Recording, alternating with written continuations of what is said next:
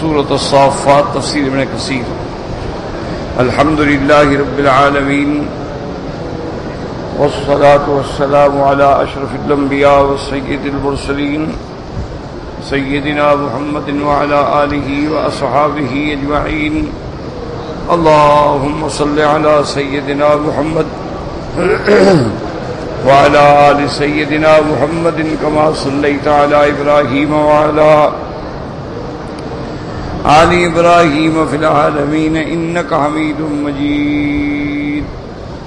أعوذ بالله من الشيطان الرجيم. بسم الله الرحمن الرحيم. فاستفتهم ألربك البنات ولهم البنون أم خلقنا الملائكة إناثا وهم شاهدون ألا إنهم من إفكهم ليقولون ولد الله وإنهم لكاذبون. أصطفى البنات على البنين ما لكم كيف تحكمون افلا تذكرون ام لكم سلطان مبين فأتوا بكتابكم ان كنتم صادقين وجعلوا بينه وبين الجنة نسبا وَلَقَدْ عَلِمَتِ الْجِنَّةُ إِنَّهُمْ لَمُحْضَرُونَ سُبْحَانَ اللَّهِ عَمَّا يَصِفُونَ إِلَّا عِبَادَ اللَّهِ الْمُخْلَصِينَ.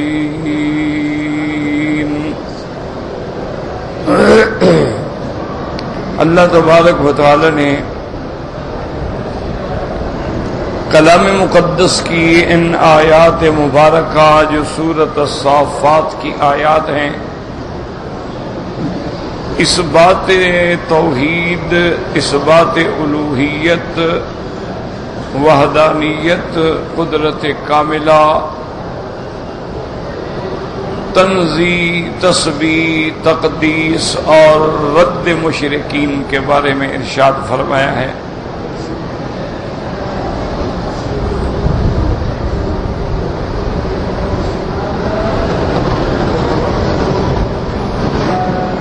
جیسا الحمدللہ آپ نے سورۃ الصافات میں پڑھا ہے کہ اس کی ابتدا میں بھی اس بات توحید کا مسئلہ تھا، ان الہکم لواحد. پھر اللہ تبارک و تعالی میں درمیان میں کچھ انبیاء علیہم الصلوات والتسلیم کے واقعات بیان فرمائے کہ اللہ نے تمام رسول اور نبی اسی لیے بھیجے ہیں کہ وہ اپنے اپنے امتوں کو جا کے عقیدہ توحید سمجھائیں اور شرک سے نکالیں. سب سے پہلے رسول چونکہ حضرت نوح علیہ السلام ہیں، یعنی باقاعدہ احکام، باقاعدہ شریعت جو ہے وہ حضرت نوح علیہ السلام سے شروع ہوئی، ورنہ تو حضرت آدم بھی نبی ہیں، حضرت شیس بھی نبی ہیں، لیکن باقاعدہ ارسال رسالت اور شریعت جو ہے وہ اول رسول سیدنا نوح علیہ السلام.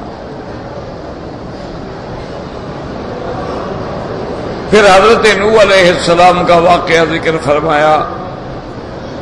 انہوں نے قوم کو توحید کی دعوت دی لیکن قوم نہ مانی. پھر انہوں نے اللہ سے دعا مانگی، اللہ نے ان کو اور ان کی ذریت کو قیامت تک باقی رکھا اور باقی سب مشرکین منکرین کو اللہ نے غرق کر دیا. سیدنا نوح علیہ السلام کے بعد سیدنا ابراہیم علیہ السلام کا قصہ آیا کہ سیدنا ابراہیم علیہ السلام نے بھی توحید کے لیے اپنے والد سے، اپنی قوم سے بار بار ان کو دعوت دی، مناظرہ کیا، مکالمہ کیا، حتیٰ کہ ان کے بتوں کو توڑ ڈالا، لیکن قوم اڑی رہی اور انہوں نے ابراہیم علیہ السلام کو آگ میں ڈالا۔ اللہ نے ان کی حفاظت کی۔ تو حضرت ابراہیم علیہ السلام بھی ان کو کیا کہتے تھے؟ یہی کہتے تھے کہ تم اللہ کو چھوڑ کے کن چیزوں کی عبادت میں پڑے ہوئے ہو؟ افکن آلہۃ دون اللہ تریدون، اتنا بڑا جھوٹ کہ اللہ کے مقابلے میں تم نے خدا بنا لیے ہیں۔ فما ظنکم برب العالمین، پھر تمہارا کیا خیال ہے کہ اللہ تمہارے ساتھ کیا معاملہ کرے گا؟ دنیا کا کوئی بادشاہ بھی اپنے باغی کو معاف نہیں کرتا، وہ تو بادشاہوں کا بادشاہ ہے، وہ مشرکوں کو پھر کیسے معاف کرے گا؟ اسی طرح پھر آپ نے پڑھا ہے کہ سیدنا ابراہیم علیہ السلام کے بعد لوط علیہ السلام کا ذکر آیا۔ انہوں نے بھی قوم کو وہی دعوت توحید دی، لیکن ان کی قوم کفر میں، شرک میں اور جرائم میں اور فواحش و منکرات میں اتنی الجھ گئی کہ پیغمبر کی بات نہ مانی۔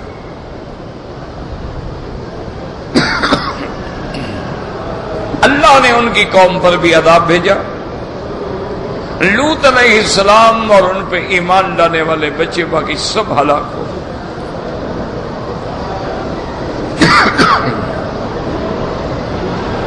اس کے بعد پھر آپ نے پڑھا ہے کہ اللہ نے سیدنا یونس علیہ السلام کا واقعہ بیان کیا کہ اللہ نے یونس علیہ السلام کو بھی بھیجا رسول بنا کر، قوم کو دعوت دی، قوم نہ مانی، آپ نے ان کو اللہ کی طرف سے عذاب کی وعید سنائی اور خود تشریف لے گئے، بڑے امتحان سے گزرے، پھر اللہ نے ان کو بھیجا دوبارہ۔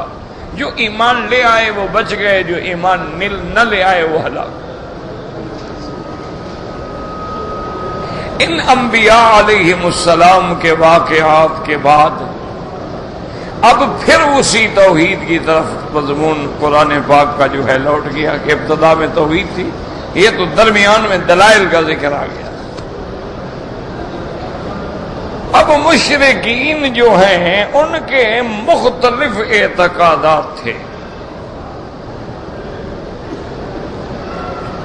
جیسے مشرکین مکہ کا یہ خیال تھا اور جھوٹا غلط عقیدہ تھا کہ فرشتے جو ہیں یہ اللہ کی بیٹیاں،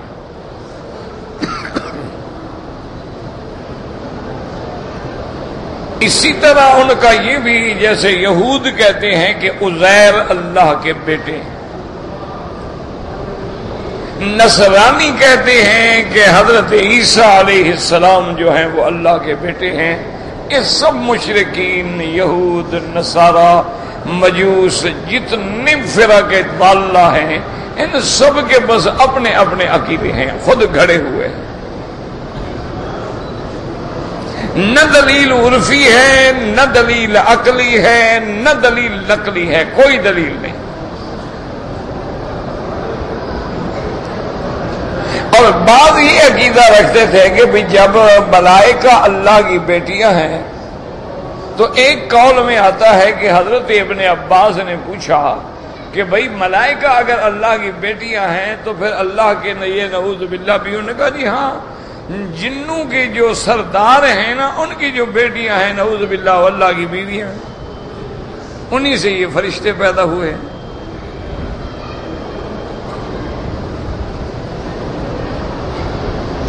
تو یہ جھوٹے عقائد،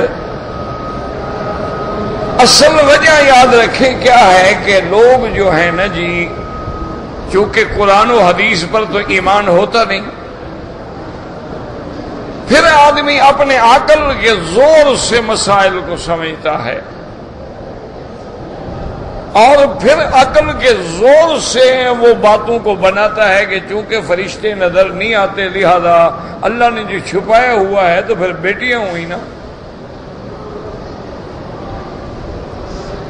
ورنہ ظاہر کیوں نہیں ہوتے لہذا خدا کی بیٹیاں ہیں۔ اسی طرح یہود نے جب دیکھے معجزات حضرت عزیر کے، انہوں نے کہا ہاں یہ تو اللہ کا بیٹا ہے۔ اسی طرح نصارہ نے جب سیدنا عیسیٰ علیہ السلام کے معجزات دیکھے کہ بھئی مادرزاد ماں کے پیٹ سے پیدا ہونے والے اندھے کو ہاتھ رکھتے ہیں وہ بینا ہو جاتا ہے، کوڑی کو ہاتھ رکھتے ہیں وہ ٹھیک ہو جاتا ہے، برس والے کو ہاتھ پھیرتے ہیں سارے داغ ختم ہو جاتے ہیں، مردے کو کھڑا ہو کے کہتے ہیں قم بإذن اللہ تو مردہ اٹھ کے کھڑا ہو جاتا ہے۔ انہوں نے کہا ہاں اتنے بڑے اختیارات تو خدا نے اپنے بیٹے کو دیے۔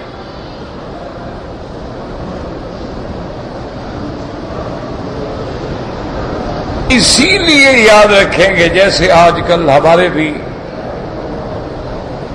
اسلام کا دعویٰ کرنے والے ہیں لیکن عقیدے سے جاہل ہیں، ان نے بھی عقیدہ بنا لیا کہ اللہ کے نبی حضرت محمد مصطفیٰ خالص نور سے پیدا ہوئے ہیں اور اللہ کے نور کا ٹکڑا ہے،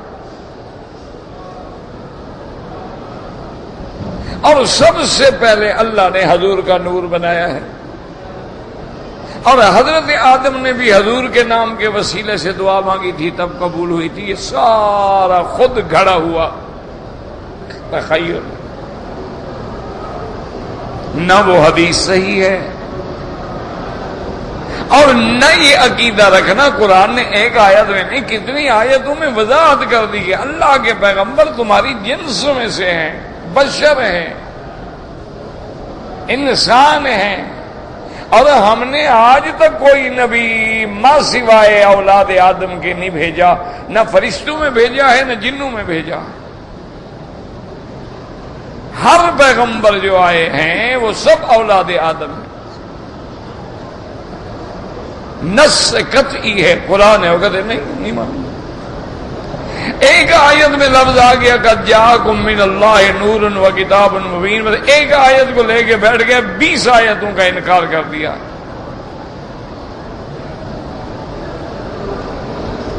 حالانکہ اس آیت سے مراد بھی نور سے مراد اللہ کی کتاب ہے، قرآن ہے، کیونکہ دوسری جگہ اللہ نے قرآن میں خود وضاحت کر دی ہے کہ انزلنا الیک نورا مبینا، ہم نے آپ کی طرف نور اتارا۔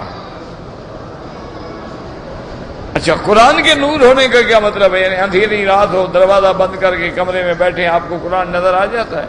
پھر نور کا کیا مانا جیسے نور میں روشنی میں آدمی کھوئی سے، کھائی سے، غلط رستے سے، کسی گڑھے سے بچ جاتا ہے، اسی طرح قرآن کی روشنی میں آ کر گمراہی سے بچ جاتا ہے، اس لیے قرآن کو نور کہا جاتا ہے۔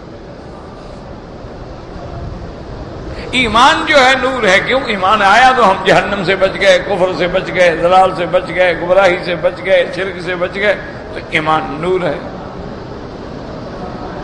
یہ معنی نہیں ہوتا کہ اللہ کے نبی جن سے نور سے پیدا کیے جائیں، جن سے نور سے صرف ملائکہ کو اللہ نے پیدا کیا، اور اگر انبیاء کو جن سے نور مان لیں پھر تو وہی کافروں والے عقیدے آ جائیں گے نا کہ نور بھی ہے بیوی بھی ہے، جیسے اللہ نور بھی ہے بیوی بھی ہے، نور بھی ہے اولاد بھی ہے، نبی نور بھی ہے اولاد بھی ہے، پھر تو وہی عقیدہ آ گیا جو مشرکین مکہ کا تھا۔ بات کو سمجھیں، وہ بھی جو کہتے تھے نا کہ بھی ملائکہ اللہ کی بیٹی، حالانکہ ملائکہ تو نور ہے۔ جنات جو ہے سردار زادیاں جو ہے نعوذ باللہ اللہ کی بیوی ہے، تو پھر ہمارے اور ان کے عقیدے میں کیا فرق رہے گا؟ تو اس لیے یاد رکھیں کہ ان آیات مبارکہ میں اس بات توحید ہے، اللہ کی تسبیح، تحمید، تقدیس ہے، اور مشرکین کے غلط عقیدوں کا رد ہے۔ اس لیے اللہ پاک فرماتے ہیں فَاسْتَفْتِهِمْ أَلِرَبِّكَ الْبَنَاتُ وَلَهُمُ الْبَنُونَ۔ یہ مشرکین پہ اعتراض ہے، مشرکین پہ رد ہے۔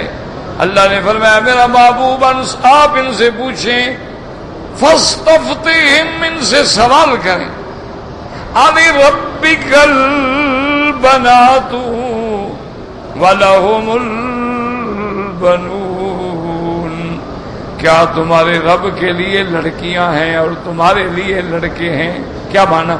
کہ تم لڑکیوں کو خود پسند نہیں کرتے ہو، اپنے لیے لڑکے مانگتے ہو، ہر بندے سے دعا کراتے ہو کہ دعا کریں اللہ مجھے اولاد نرینہ دے دے، اللہ مجھے لڑکا دے دے، اور اگر لڑکی پیدا ہو جائے خوشی نہیں کرتے ہو، غم میں مبتلا ہو جاتے ہو، جیسے قرآن کہتا ہے وَإِذَا بُشِّرَ أَحَدُهُم بِالْأُنثَىٰ ظَلَّ وَجْهُهُ مُسْوَدًّا وَهُوَ كَظِيمٌ۔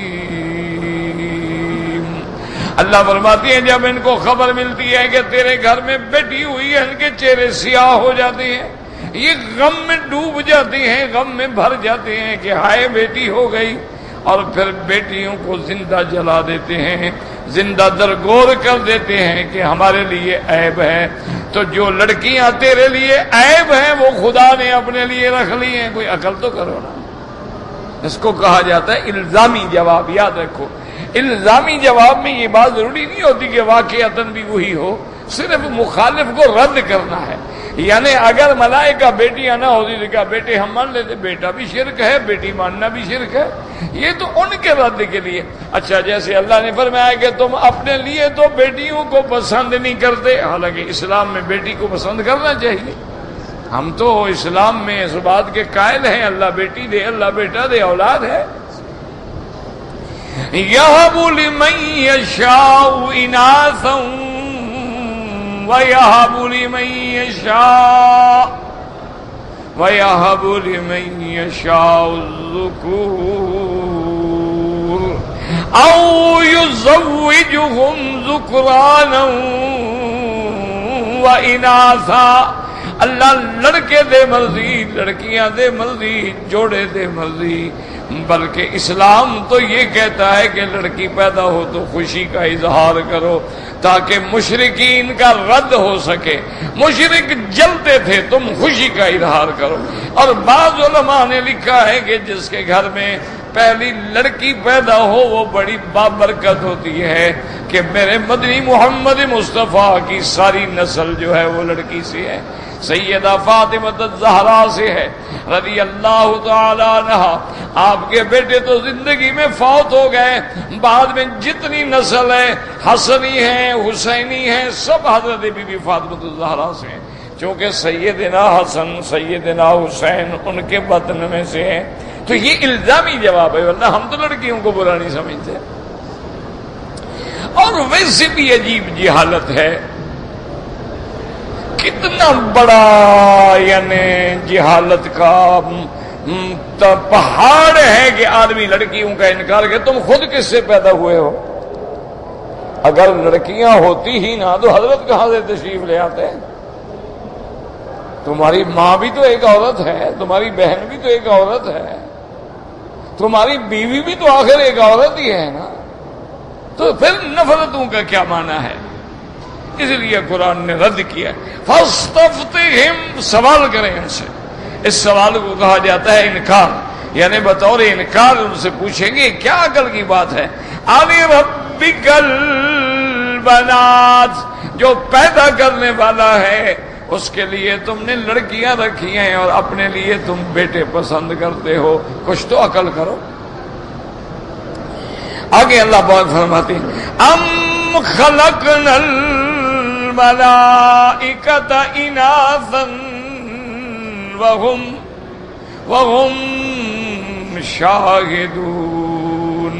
اللہ نے فرمایا کیا جب ہم نے فرشتوں کو پیدا کیا تم موجود تھے، تم نے دیکھا تھا یہ لڑکیاں ہیں، مؤنث ہیں، مذکر نہیں ہیں، ان کی پیدائش کے وقت آپ موجود تھے وہاں، تو تمہیں کیسے پتہ لگ گیا کہ مؤنث ہیں مذکر نہیں ہیں؟ فرشتے کو تم نے، اور فرشتے کا تو مقام ایسا ہے کہ سیدنا جبریل علیہ السلام کو اس کی اصلی شکل میں صرف اگر دیکھا ہے تو حضرت محمد مصطفیٰ نے دیکھا ہے صلی اللہ علیہ وسلم، کسی نبی کسی پیغمبر نے نہیں دیکھا۔ ایک دفعہ حضور نے زمین پہ دیکھا ہے، ایک دفعہ حضور نے آسمانوں میں دیکھا ہے۔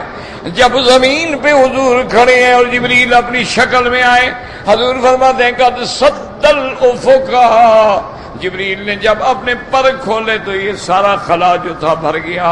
فاغمی علی رسول اللہ، حضور بے ہوش ہو کے زمین پہ گرے۔ اللہ کا پیغمبر ہے، وہ نہیں دیکھ سکتا فرشتے کو۔ حضرت جبریل نے فوراً شکل بدلی، حضور کے قریب آیا اور کہا انت رسول اللہ وانا جبرائیل، نے کہا یا رسول اللہ کیوں گھبرا گئے ہیں آپ اللہ کے رسول ہیں، میں جبریل ہوں۔ آپ نے فرمایا بھی تمہارے کتنے پر ہیں؟ انہوں نے کہا یا رسول اللہ میرے 600 پر ہیں۔ اور فرمایا اور بھی فرشتے ہیں جن کے پر تم سے زیادہ؟ انہوں نے کہا یا رسول اللہ اللہ کے ایسے فرشتے جن کا 5-5 ہزار پر ہے، میرے تو کل 600 ہے۔ تو فرشتے کو تو اللہ کا پیغمبر دیکھے اصلی شکل میں تو بے ہوش ہو جائے، تم نے کیسے دیکھ لیا کہ وہ لڑکیاں ہیں، وہ مذکر نہیں ہیں؟ اس لیے اللہ پاک نے ان پر رد فرمایا کہ کیسے جاہل لوگ ہو، کہتے ہو کہ فرشتے جو ہیں مؤنث ہیں، تم پہلے جب میں نے فرشتوں کو بنایا تھا تو وہاں موجود تھے۔ ام خلقنا الملائکۃ اناثا وهم شاہدون، کیسے تم نے حکم کیا کہ ملائکہ مؤنث ہیں؟ کیا تم موجود تھے جب ہم نے پیدا کیا؟ الا انہم من افکہم لیقولون ولد اللہ وانہم لکاذبون۔ اللہ پاک نے فرمایا میرے مدنی علامہ خبردار، سنتے ہو یہ جھوٹ میں بک رہے ہیں، جو کچھ بک رہے ہیں نہ اصل ہے نہ بات ہے۔ یہ کہتی ہیں اللہ کا بیٹا، حالانکہ بالکل یہ جھوٹی ہے۔ پھر رد آ گیا اصطفى البنات علی البنین، وہ جو سب کا خالق ہے، سب کے پیدا کرنے والا، اس نے اپنے لیے لڑکی کو چنا، تمہارے لیے لڑکوں کو کیسے فیصلے کرتے ہو؟ ما لکم، کیا ہو گیا تم کو؟ کیف تحکمون، کیسے فیصلے کر رہے ہو؟ اپنے لیے جس چیز کو برا سمجھتے ہو وہ اللہ کے ذمہ لگا رہے ہو۔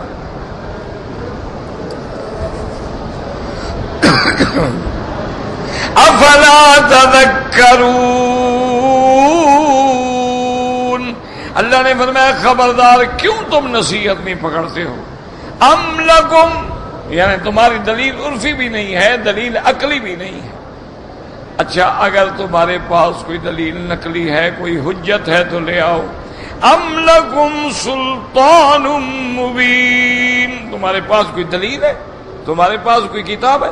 فَأْتُوا بِكِتَابِكُمْ إِن كُنتُمْ صَادِقِينَ، اللہ نے فرمایا مشرکین مکہ اگر تمہارے پاس کوئی دلیل ہے، کوئی آسمانی کتاب ہے جس میں یہ لکھا ہوا ہے کہ اللہ کی بیٹیاں ہیں، جس میں یہ لکھا ہوا ہے کہ اللہ کی اولاد ہے، تو چلو وہ دلیل لے آؤ۔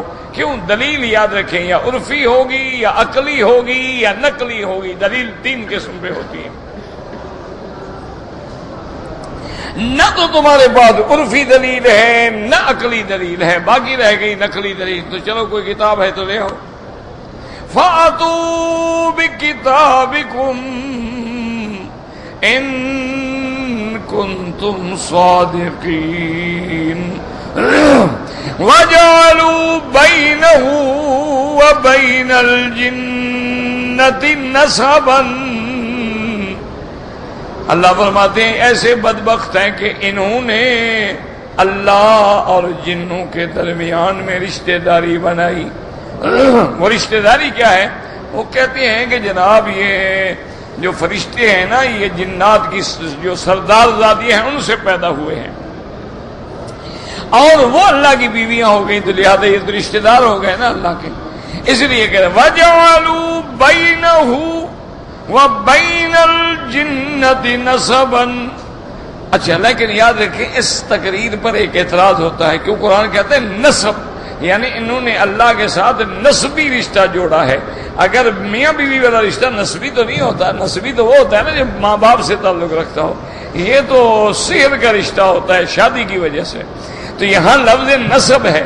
تو بعض علماء نے فرمایا کہ بعض جاہلوں کا یہ عقیدہ تھا نعوذ باللہ کہ ابلیس جو ہے وہ اللہ کا بھائی ہے، اللہ خیر کا خالق ہے اور ابلیس جو ہے وہ شر کا خالق ہے، یعنی جتنے خیر والے کام ہیں وہ تو اللہ نے کیے ہیں، جتنے شر والے کام ہیں وہ ابلیس نے کیے ہیں، لیکن ہے نعوذ باللہ یہ بھی خدا ہے، یہ بھی اللہ کا بھائی، نعوذ باللہ ثم نعوذ باللہ۔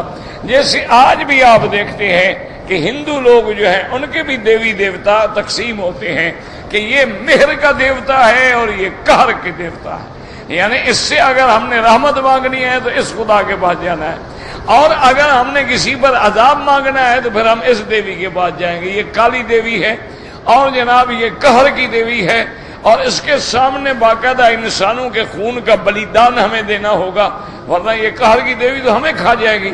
لہذا ہر سال اس کو وہ جا کے اس کے چرنوں میں باقاعدہ بندے ذبح کر کے خون چڑھاتے ہیں. تو اسی طرح ان کا بھی عقیدہ ہے کہ خالق الخیر الگ ہے اور خالق الشر جو ہے وہ الگ ہے.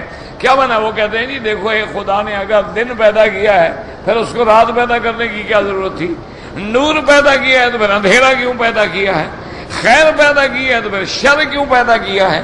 اچھے لوگ پیدا کیے ہیں تو پھر برے لوگ کیوں پیدا کیے ہیں؟ وہ کہتے ہیں اس لیے دو خدا ہیں, ایک اچھائی پیدا کرنے والا اور ایک برائی پیدا کرنے والا.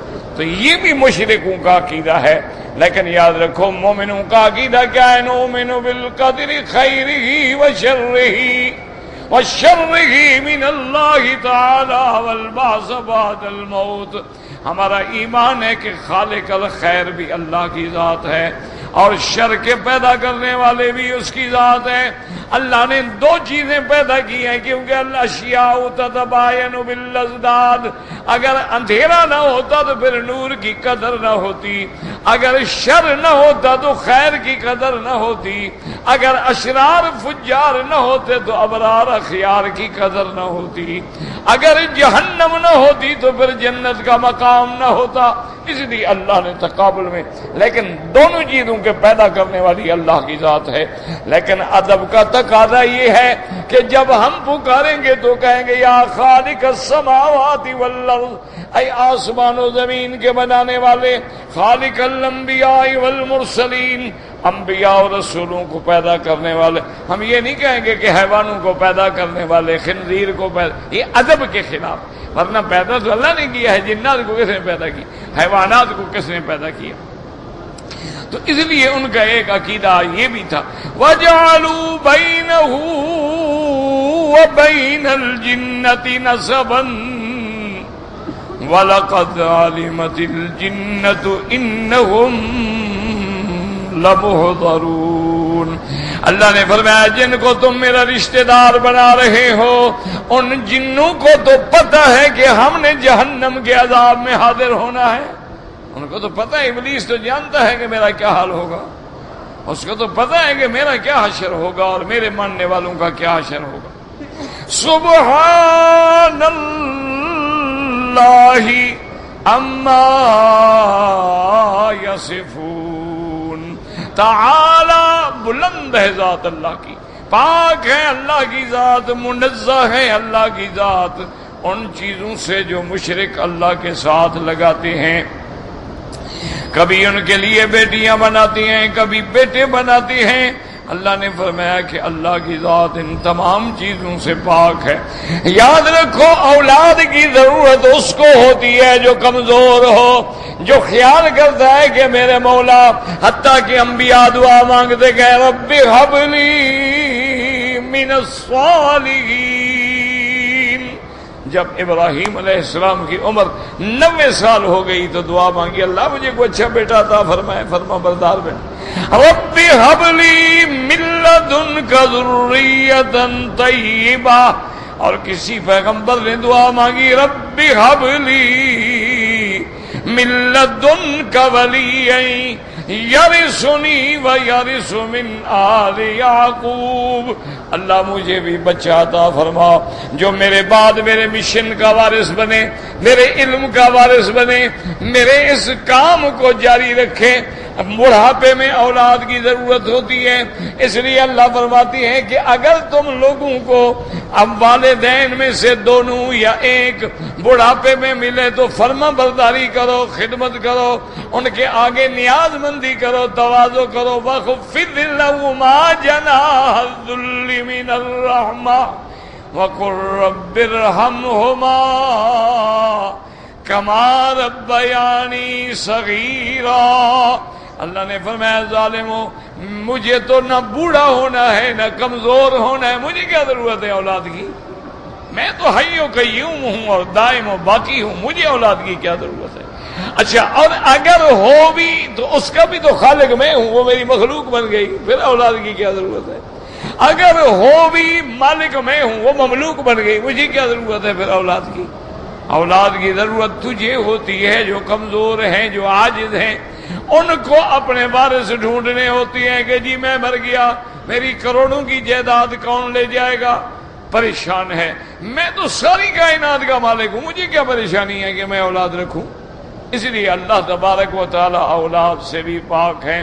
قل هو اللہ احد اللہ الصمد لم یلد ولم یولد ولم یکن لہ کفوا احد۔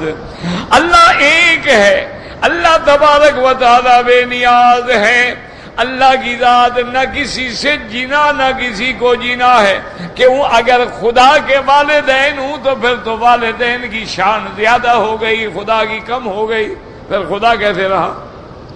اگر اولاد ہو تو مانا خدا کو اولاد کی ضرورت ہے، جو خود ضرورت مند ہو وہ خدا کیسے بن سکتا ہے؟ خدا تو وہ ہے جو کسی کا محتاج نہ ہو۔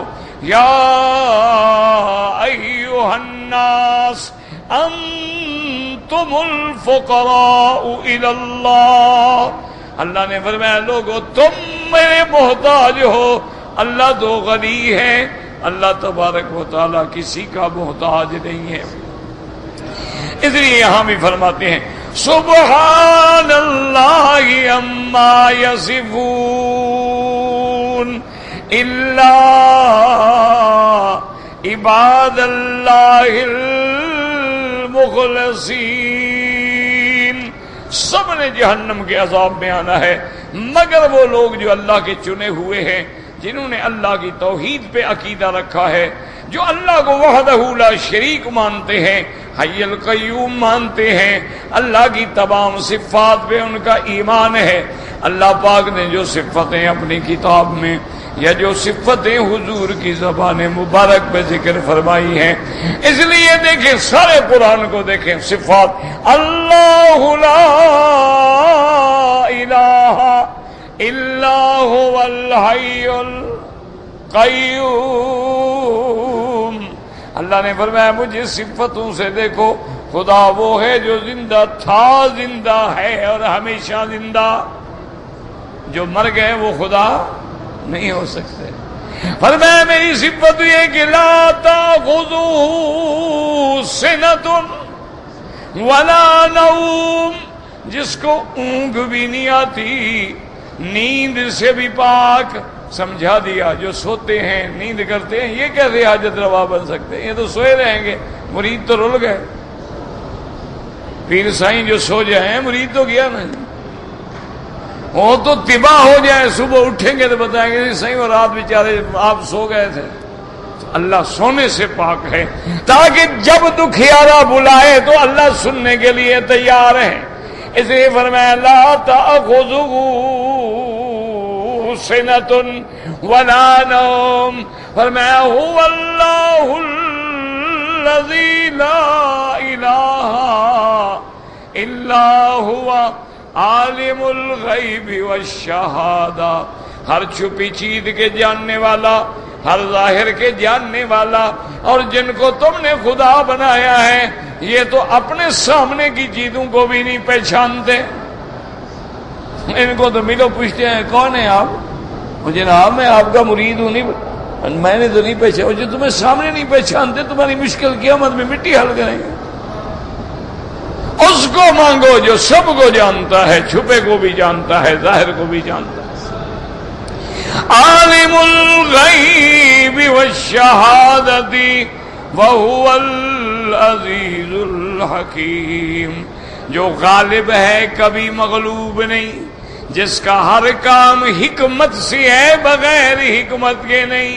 تو اللہ نے صفات بیان فرمائی کہ اللہ تبارک و تعالی منزہ ہیں ہر ان صفات سے جو اللہ کی شان کو زیبا نہ ہوں۔ واللہ اعلم۔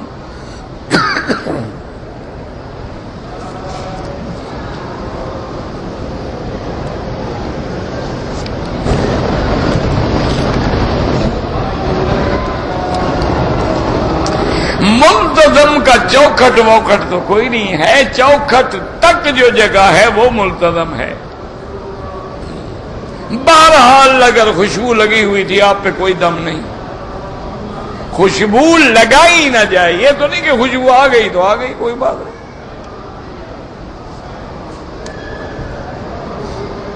کہتے ہیں جی کہ کسی بھی ملک کے لیے عورت حکمران ہو سکتی ہے، اسلامی نقطۂ نظر سے نہیں ہو سکتی، یعنی قرآن و سنت کی روشنی میں، شریعت اسلام کی روح سے، کیونکہ یاد رکھیں ہمارا عقیدہ ہے کہ اگر اسلام میں عورت کے حکمرانی یا اس کے بادشاہ یا خلیفہ بننے کا امکان ہوتا تو ہمارا عقیدہ ہے کہ کائنات میں پھر سیدہ فاطمہ الزہرا سے بڑی عورت کوئی نہیں، تو پھر حضور کے بعد بی بی فاطمہ کو بنا دے، ابو بکر کو کیوں بنا دے جب اپنی بیٹی موجود ہے؟ ایک یعنی اندھے کو بھی پتا ہے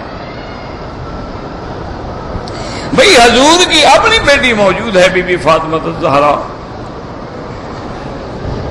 تو اگر بیٹی کا مقام، اچھا پھر یہ بھی نہیں کہ بی بی فاطمہ الزہرا یعنی کوئی عام لڑکی تھی، بی بی عائشہ فرماتی ہیں کہ خدا کی قسم ہے، بی بی عائشہ فرما رہی ہیں کہ اللہ کی قسم ہے میں نے بی بی فاطمہ جیسا کسی کو نہیں دیکھا کہ اٹھنے میں، بیٹھنے میں، چلنے میں، ہنسنے میں، بولنے میں، صورت میں، سیرت میں تصویر تھی محمد الرسول اللہ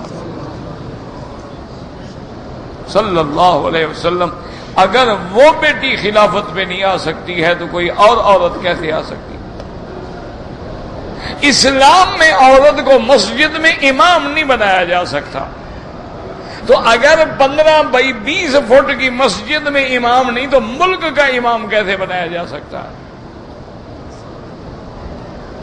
یہ باتیں ایسے ہوتی ہیں بلا وجہ الجھانے والی۔ اور جی حضرت سلیمان کے زمانے میں ملکہ تھی یمن میں، چلو آپ سلیمان کی شریعت پہ عمل کرتے ہیں، اچھا اور وہ جو ملکہ تھی اس زمانے میں وہ ملکہ مسلمان تھی، وہ تو باقاعدہ قرآن میں موجود ہے، وجدت امرأۃ تملکہم، خود نے کہا میں نے دیکھا ان کی عورت ہے، ملکہ ہے، اور اس کے بعد نے کہا وَزَيَّنَ لَهُمُ الشَّيْطَانُ أَعْمَالَهُمْ، شیطان نے ان کو دھوکے میں ڈالا ہوا ہے، وہ تو سورج کے پجاری ہیں۔ وَجَدتُّهَا وَقَوْمُهَا يَسْجُدُونَ لِلشَّمْسِ مِن دُونِ اللَّهِ، تو اگر کافروں میں کوئی ایسی بات ہو تو ہمارے لیے کوئی دلیل نہیں ہوتی۔ اچھا جب اس نے حضرت سلیمان پہ ایمان لے آئی تو پھر تو حضرت سلیمان کے تابع ہو گئی۔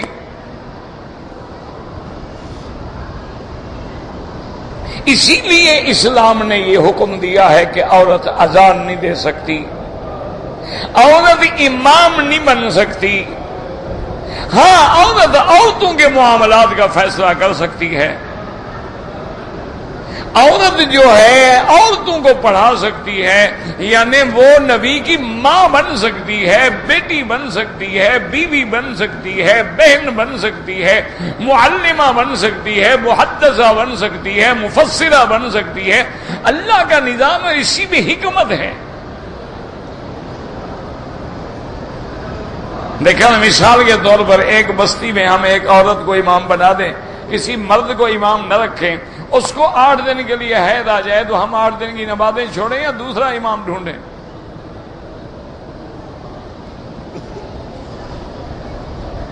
اگر ہم اس کو امام بنا دیں، وہ حاملہ ہو جائے، 9 مہینے کا حمل ہو، وہ بیچاری بچے کو اٹھائے کہ ہمیں نمازیں پڑھائے، نفاس ہو جائے تو اب وہ کیا کرے؟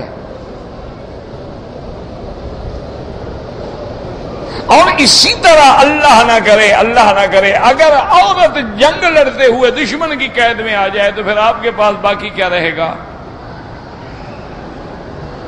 دیکھا نہیں ہے کہ کتنی مسلمانیں جو سکھوں کے گھر میں چلی گئیں، کلمہ پڑھنے والی بیٹیاں سکھوں کی اولاد جن کے سکھوں کے گھر میں بیٹھی، کیوں؟ دشمن کے گھر میں آ گیا، اس کی مرضی، اب وہ عورت کیا کر سکتی؟ اسلام نے عورت میں پردہ رکھا ہے کہ اس کے نام پہ بھی پردہ ہے، اس کے کام پہ بھی پردہ ہے، اس کے جسم پہ بھی پردہ ہے۔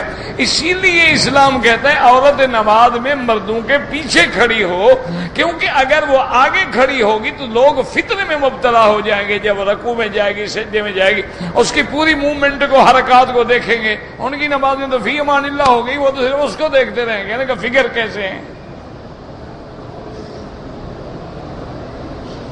اس لیے ہمیشہ یاد رکھیں کہ یہ ایک کھلی بات ہے، بلا وجہ کی بحث ہوتی ہے، او جی رضیہ سلطانہ تھی، او جی جھانسی کی رانی تھی، اور فلاں تھی اور فلاں تھی اور فلاں تھی۔ یہ کوئی دلیل ہے؟ دلیل وہ ہوتی ہے قرآن سے لے آؤ جی، یہ قرآن کا حکم ہے کہ عورت کو بناؤ۔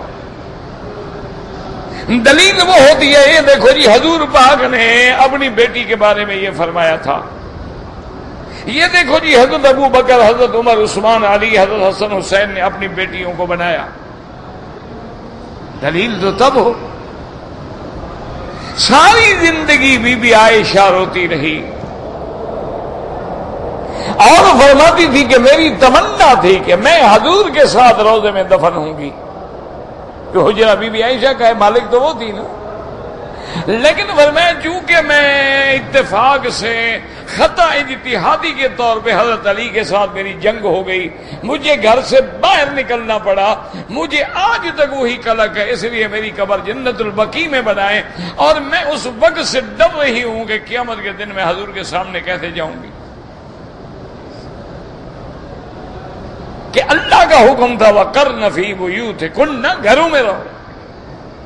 اب لوگ کہہ دیتے ہیں کہ جناب یہ حکم تو نبی کی بیویوں کے لیے تھا، یعنی شریف کو پردے کا حکم ہے اور غیر شریف کو آزادی ہے۔ اچھی بات ہے، اچھا قرآن سمجھا ہے بھائی جب مدینہ پاک، مدینے والے پاک، میرا نبی پاک، نبی کی بیویاں پاک، ان پاکوں کو بھی حکم ہے پردہ کریں، تو ہم ناپاکوں کو چھٹی ہے۔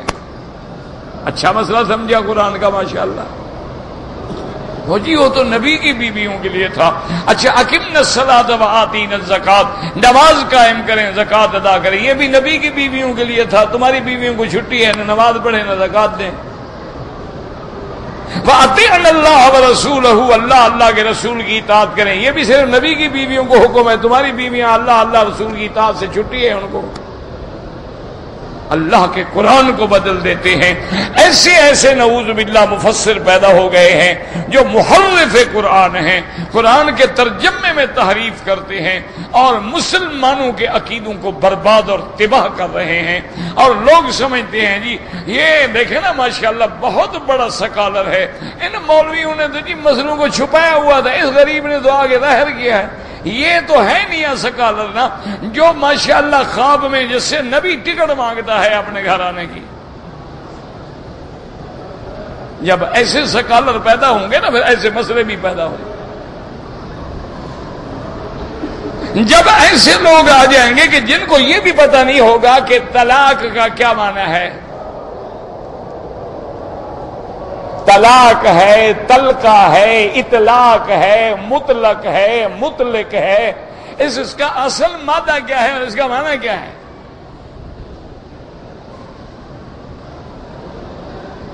وہ بھی بیٹھ کے فتوے دیتے ہیں ماشاءاللہ۔ کہاں جائے آدمی ما سوائے اس کے کہ انا للہ وَإِنَّا إِلَيْهِ رَاجِعُونَ۔ اسی لیے میرے پاک نبی سرکار دو عالم الصادق الامین نے فرمایا تھا ایک وقت آ جائے گا کہ لوگ خود گمراہ ہوں گے اور لوگوں کو جاہل ہوں گے اور لوگوں کو فتوے دے کے گمراہ کریں گے۔ آج وہ وقت ہمارے سامنے ہے۔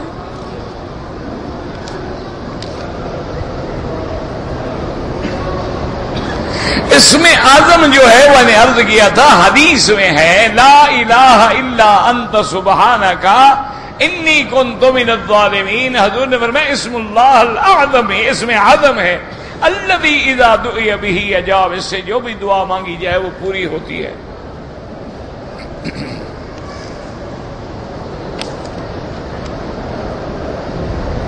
اثر ہو یا ظہر ہو، اگر آپ امام کے پیچھے ہیں تو امام ابو حنیفہ رحمت اللہ علیہ کے نزدیک مقتدی کو فاتحہ نہیں پڑھنی، اور امام احمد بن حنبل رحمت اللہ علیہ اور امام شافعی رحمت اللہ علیہ کے نزدیک پڑھنی ہے۔ 1400 سال گزر گئے، کبھی کسی نے ایک دوسرے کو کافر نہیں کہا۔ تم کیوں جھگڑوں میں پڑے ہوئے؟ اللہ سب کی نمازیں قبول فرمائے۔ یہ امت کے ملانے کا زمانہ ہے یا چھوٹے چھوٹے مسائل پہ لڑانے کا دور ہے؟ صحابہ کے زمانے میں بھی اختلاف تھا، تابعین کے زمانے میں بھی اختلاف تھا، ائمہ مجتہدین میں بھی اختلاف تھا۔ کوئی بات نہیں، دونوں کے پاس دلیل ہے قرآن و حدیث سے، الحمدللہ سب کی نمازیں ٹھیک ہے۔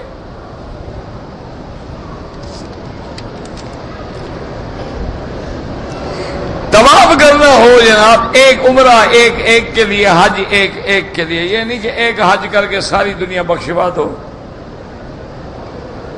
اگر کسی آدمی کو غسل کے فرائض کا پتہ نہیں ہے تو اس نے جو نمازیں پڑھی اللہ قبول فرمائے، لیکن آگے تو سیکھ لو نا، کون سا کوئی ایسا مسئلہ ہو گیا ہے غسل کے فرائض مشکل ہو گئے ہیں؟ اگر غسل واجب ہے پہلے وضو کرو جیسے وضو کرتے ہو نماز کا، اور اس میں غرغرہ بھی اچھی طرح سے کریں، اور ناک میں جب پانی دیں یہ نرم ہڈی تک آنا چاہیے، یہ نہیں کہ یوں کر دیتے ہیں، یہ تو وضو نہیں ہوتا۔ پانی یہاں تک پہنچنا چاہیے اور اس کے بعد سارے بدن میں پانی بہا دے، بس غسل ہو گیا۔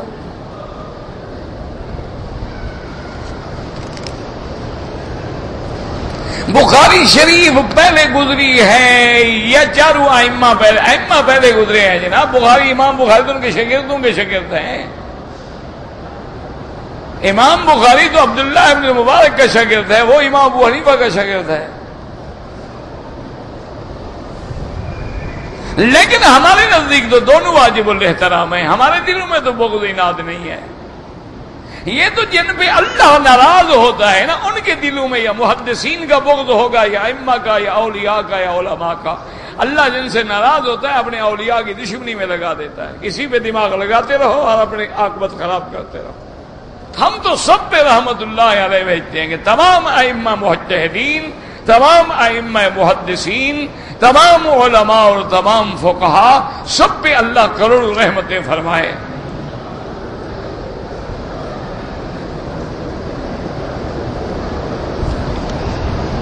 یہ جو کچھ ہو رہا ہے یہی تو دعوت ہے، یہی تبلیغ ہے جو ہم کر رہے ہیں۔ تبلیغ اور کیا ہوتی ہے؟ دماغی خیالات کو قابو میں رکھنے کا کیا طریقہ ہے؟ اللہ کا قرآن پڑھو، ذکر کرو، اپنے آپ کو دین میں مشغول کر دو، خود بخود قابو ہو جائیں گے۔ تم جو رات دن فلمیں دیکھو، میگزین پڑھو، ٹی وی پہ بیٹھو، ڈش پہ بیٹھو، دماغ کیسے قابو رہے؟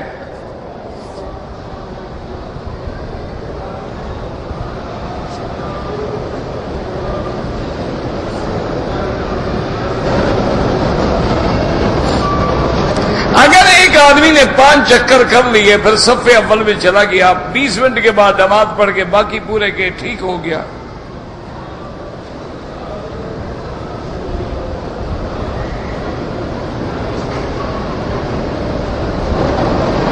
اگر ایک آدمی حالت احرام میں تھا، اس پہ فالج کا حملہ ہو گیا، ہسپتال میں ہے، ٹھیک ہے احرام کھل گیا، جب اللہ انشاءاللہ صحت عمرہ بھی کرے گا، ایک بکری بھی دم دے گا، چونکہ احسار ہو گیا نا، روک دیا نا بیماری نے اس کو۔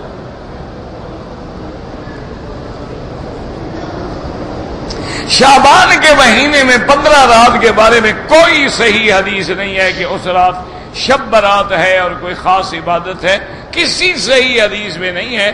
بزرگوں کے قول ہیں، علماء کے اقوال ہیں، حدیث نہیں ہے۔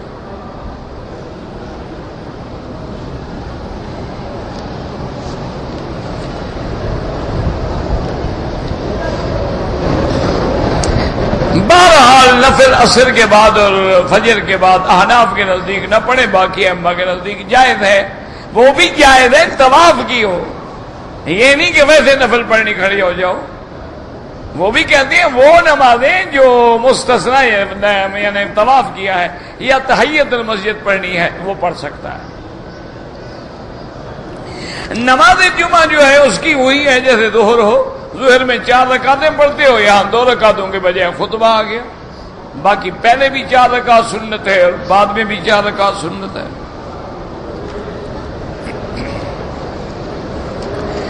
استلام کرنا، اشارہ کرنا حجر اسود پہ سنت ہے، رکن یمانی پہ اشارہ نہ کریں۔ عمرے میں طواف الوداع واجب نہیں لیکن کرنا چاہیے۔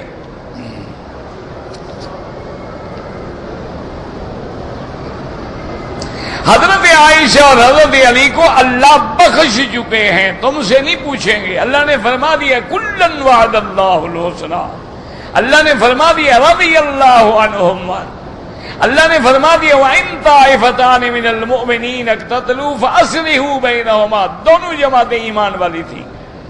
اللہ تو فیصلہ کر چکے ہیں، تم سے پوچھ کے فیصلہ کریں گے؟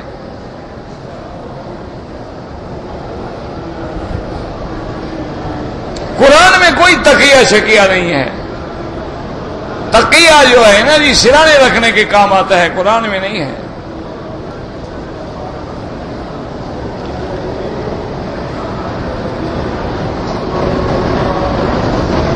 اگر کسی آدمی نے وصیت کی ہے کہ میرا عمرہ کریں، پھر علماء کہتے ہیں کر سکتے ہیں۔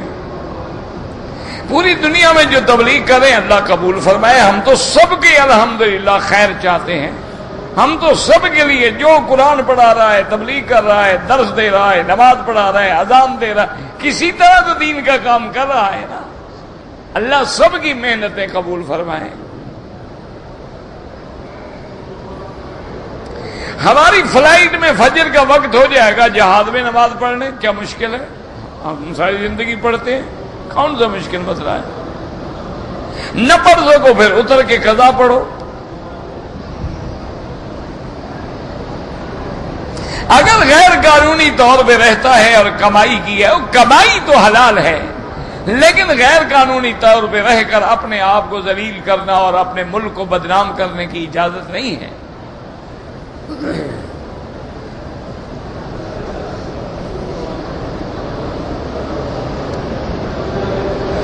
ایک آدمی کھانا پتہ نہیں کیا بنائے ہے، کھانے کے بچے ہوئے برتن میں رکھ دیتا ہے، مجھے نہیں سمجھ آیا کیا کر دیتا ہے۔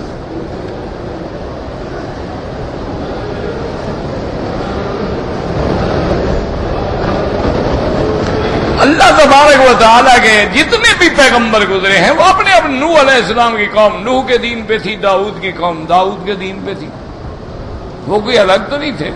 یہ تو ہمارے یہاں مشہور ہو گئے کہ یہ عیسائی ہیں، یہ یہودی ہیں، ان کے اپنے اپنے وقت میں ان کے لقب ہوں گے، ویسے سارے بنو اسرائیل تھے۔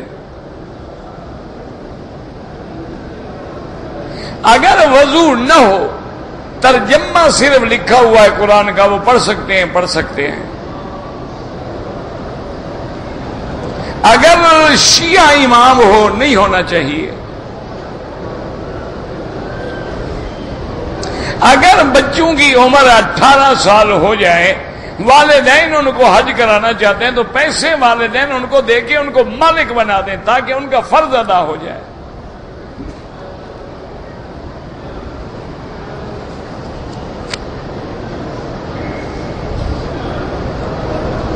اشراق جب ہوتا ہے اس کے 20 منٹ بعد نماز پڑھی جائے۔ حضرت علی مکے میں پیدا ہوئے تھے، کعبے سے مراد مکہ ہے۔ جیسے ہدین بالغ الکعبہ کہ کم قربانی کا جانور قرآن کہتا ہے کعبے میں ذبح کرو، تم تو مینا میں ذبح کرتے ہو۔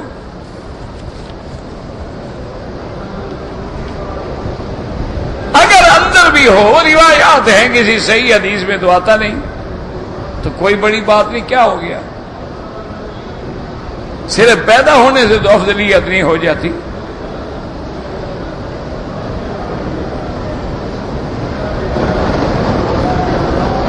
حج کے وقت جو دم ہے اسی مدت میں دینی ہوگی، یہ تھوڑا ہے کہ بعد میں دیتا رہے ربیع الاول میں۔ اگر گیس کی تکلیف ہے، وضو قائم نہیں رہتا، ہر نماز کے لیے نیا وضو کرنا ہوگا۔ کیا معنی؟ مثلا آپ نے مغرب کا وضو کیا، اب مغرب سے لے کر عشاء تک اسی وضو میں نماز پڑھو، طواف کرو، نفل پڑھو، وہی وضو، ہوا چاہے نکل جائے۔ پھر جب عشاء کا وقت ہو تو اس کے لیے دوبارہ وضو کریں۔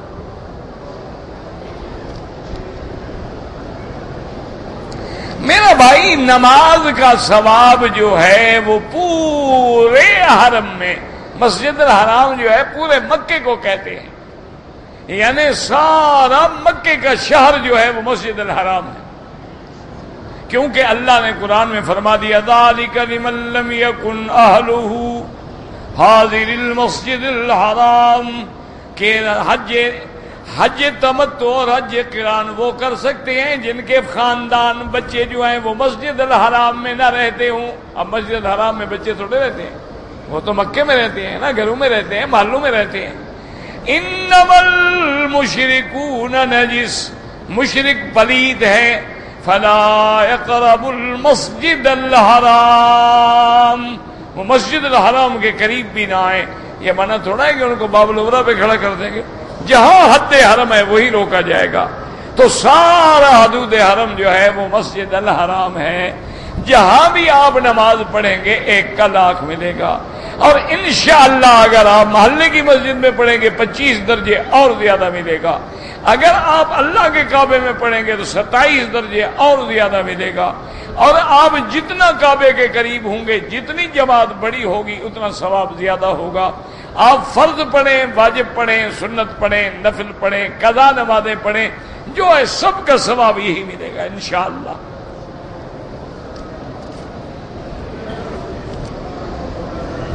کسی کے نام لینے کی ضرورت نہیں ہے، نام لے کر کسی پر تنقید کرنا جو ہے وہ جائز نہیں ہے، لیکن موٹی بات یہ ہے کہ جو لوگ بھی کسی طرح سے بدعات میں الجھے ہوئے ہیں، بدعت کی دعوت دیتے ہیں، ساری زندگی میں یہی زور ہے کہ جناب رجبی کب ہوگی، میلاد کب ہوگا، 11ویں کب ہوگی، 12ویں کب ہوگی، عرس شریف کب ہوگا، تیجا کب ہوگا، 10واں کب ہوگا، 40واں کب ہوگا، سمجھنے کہ یہ سب اہل بدعت ہیں۔ اہل بدعت کا کیا معنی ہوتا ہے کہ وہ عمل کرنا جس کا قرآن میں حدیث میں اصل ہی نہیں ہے، نہ اجماع میں اس کا کوئی وجود ہے، بعد میں لوگوں نے دین کے معاملے میں بات پیدا کی ہے۔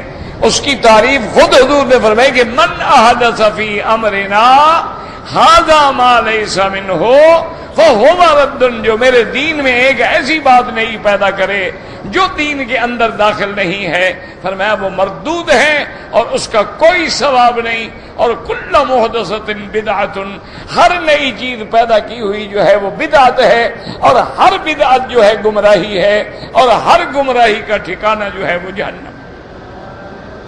ایک بات مجھے آپ بتائیں، دین حضور کے ہوتے ہوئے مکمل ہو گیا تھا یا کچھ رہ گیا تھا؟ ہاں جی، نہیں، سیدھی بات، اللہ کے کعبے میں بیٹھے ہیں نا، مجھے مولوی شولوی نہ سمجھو، اپنا بھائی سمجھو، دین میرے مدنی سرکار کے زمانے میں مکمل ہو گیا یا کچھ ہم مولویوں کے لیے رہ گیا؟ مکمل ہو گیا۔ تو حضور پاک نے تو نہ 12ویں کی، نہ 11ویں کے دودھ کا حکم دیا، نہ ربیع الاول کا حکم دیا، نہ میلاد کا حکم دیا، نہ عرس کا حکم دیا، تو پھر دین کیسے مکمل ہو گیا اگر یہ دین ہے تو؟ اور اگر دین مکمل ہو گیا اور حضور نے یہ چیزیں نہ حکم دیا نہ فرمایا، نہ ابو بکر عمر عثمان علی نے فرمایا نہ حکم دیا، تو معنی یہ ہے کہ بعد میں پیدا ہوا اور بعد میں جو دین میں پیدا کی جائے وہ بدعت ہے۔ ایک موٹی سی بات، حضور کے زمانے میں سیدنا بلال نے اذانیں دی، ابھی محذورہ نے اذانیں دی، عبداللہ ابن ام مکتوم نے اذانیں دی، انہوں نے اذان سے پہلے صلاۃ السلام نہیں پڑھے، انہوں نے اذان سے پہلے درود تاج نہیں پڑھا، انہوں نے اذان کے بعد صلاۃ السلام نہیں پڑھے، میرے مدنی نے خود جمعہ پڑھائے، ابو بکر عمر عثمان و علی نے جمعہ پڑھائے، نہ جمعہ سے پہلے نہ جمعہ کے بعد مسجد میں کھڑے ہو کے صلاۃ السلام پڑھے۔ تو معلوم ہوا اگر دین ہوتا نبی مکمل کر کے جاتے، اور اگر نبی نے نہیں کیا معنی یہ ہے کہ دین کے بعد نئی چیز پیدا کی گئی ہے جو بدعت ہے۔ ایک آسان سی بات ہے، کوئی مشکل نہیں۔ اہل سنت والجماعت کا کیا معنی ہے؟ سنت معنی طریقہ محمد مصطفیٰ، جماعت کا کیا معنی ہے؟ صحابہ۔ جو چیز جماعت میں بھی ثابت نہ ہو، سنت میں بھی ثابت نہ ہو، اہل بدعت ہے۔ ایک کھلی بات ہے، باقی تمہاری مرضی، کوئی مانے اس کی مرضی، کوئی نہ مانے اس کی مرضی، لیکن ایک بات یاد رکھنا کہ علماء نے لکھا ہے کہ ڈاکو ہے، قاتل ہے، مجرم ہے، وہ جرم سے توبہ کر لیتا ہے لیکن بدعتی جرم سے توبہ نہیں کرتا۔ کیوں؟ وجہ ہے، ایک آدمی شراب پیتا ہے، جب ہوش میں ہو نا وہ خود بھی کہتا ہے کہ یار ہے تو بری بلا، اللہ مجھے بچائے، میں پتہ نہیں کس مصیبت میں پھنس گیا ہوں، اس کو اچھا نہیں سمجھتا۔ ایک ڈاکو ہے، چور ہے، قاتل ہے، جیل میں، وہ کہتا ہے یار کیا کریں، بس مصیبت میں آ گئے ہیں، ورنہ یہ کوئی اچھا کام ہے بلا کہ لوگوں کے گھروں میں ڈاکے مارو، اس کو برا سمجھتا ہے تو کبھی نہ کبھی وہ توبہ کر لے گا۔ بدعت کرنے والا تو اس کو دین سمجھتا ہے، دین سے کیسے توبہ کرے؟ وہ تو سمجھتا ہے میں اچھا کام کر رہا ہوں، میں تو اللہ کو راضی کر رہا ہوں، میں تو ماشاءاللہ جھنڈیاں لگا کے بعد سارا سال نماز نہ پڑھو، 12 ربیع الاول کو جلوس نکالو، جیسے لیڈر راضی ہو جاتے ہیں جلوس میں، نبی بھی راضی ہو جائے گا۔ خوش کرنا ہے نا، تو اس لیے ہمیشہ یاد رکھو